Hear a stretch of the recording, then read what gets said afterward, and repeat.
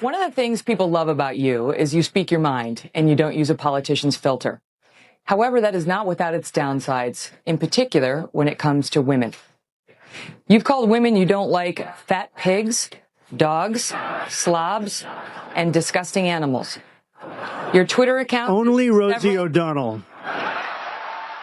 There are feuds in American public life that burn hot for a week and fade. Feuds that produce a headline, a post, a counterpost, and then dissolve into the next news cycle like sugar in water. And then there are feuds that span decades. Feuds that begin before either person holds real power and continue long after one of them holds the most powerful office on earth. Feuds where the hatred is so personal, so visceral, so deeply embedded that every encounter produces not just anger but revelation.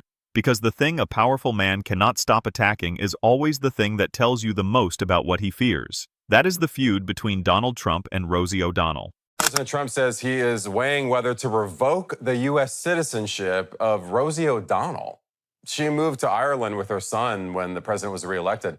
On Saturday, the president wrote that O'Donnell is a threat to humanity. I'm still an American citizen, and I always will be. And it is my country, and I love my country, and I'm devastated by what's happened to it. It begins with a post. July 13, 2025. The President of the United States types that he is considering taking away Rosie O'Donnell's citizenship, calling her a threat and suggesting she remain in Ireland. Rosie O'Donnell was born in Long Island in 1962. Under the 14th Amendment, a president has zero authority to revoke her citizenship. Legal experts responded immediately, calling it unconstitutional, delusional, and authoritarian. This is not a monarchy. A president cannot strip a citizen of her birthright over criticism, but the real question was not whether he could do it. Everyone knew he could not. The question was why. Why would a sitting president, in the middle of national crises, threaten a comedian thousands of miles away? The answer came on September 5, 2025. On that day, Rosie O'Donnell appeared on live television and did something few had done with this level of specificity. She didn't speak in vague terms. She gave a diagnosis. She said she believed Donald Trump was suffering from dementia and possibly congestive heart failure, and then explained why. She pointed to visible symptoms: swollen ankles, discoloration on his hands, and a 6-day disappearance from public view during a critical week. She connected what she saw to her own experience watching her brother suffer from heart failure. I think you're right, really unwell. I've seen the makeup on his hands. Have you seen the concealer on his hands? Exactly. Yeah, hiding stuff. Well, I think, some of my doctors said that they believe that he has congestive heart failure. I've seen that, yeah. And, my brother had that and it was similar symptoms. And so I don't know.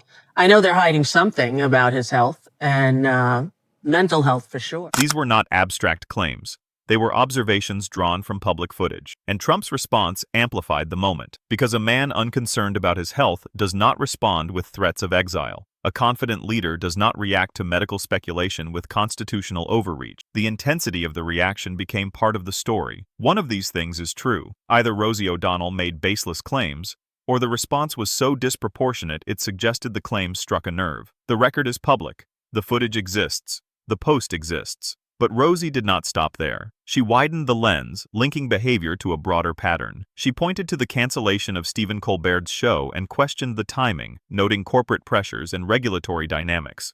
She framed it as part of a larger effort to silence criticism in media. Trump, meanwhile, publicly celebrated Colbert's cancellation and referenced other late-night hosts, reinforcing the perception of a growing conflict between political power and cultural voices. From Ireland, Rosie continued speaking freely. She said what others hesitated to say. And then she did what has always made her a uniquely difficult critic. She laughed. She did not retreat. She responded directly, rejecting the threat and reframing it. She positioned herself as exactly what he opposed: outspoken, unafraid, and unwilling to be silenced. That response mattered, because it showed the threat had not worked. The president escalated.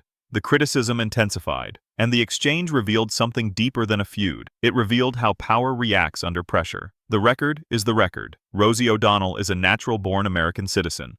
The president cannot revoke her citizenship. The threat was made anyway. She responded publicly, pointed to observable details, and expanded the conversation beyond health into influence, media, and power. And the reaction, the posts, the escalation, the focus, became part of the evidence itself. Not medical evidence, but behavioral evidence. Some critics can be silenced, others cannot. Some remain within reach of influence and pressure. Others step outside of it and continue speaking. And when that happens, the response to them often reveals more than the criticism itself ever could. This is one of those critics. Share this with someone who still believes the most revealing response to a medical observation is a constitutional threat.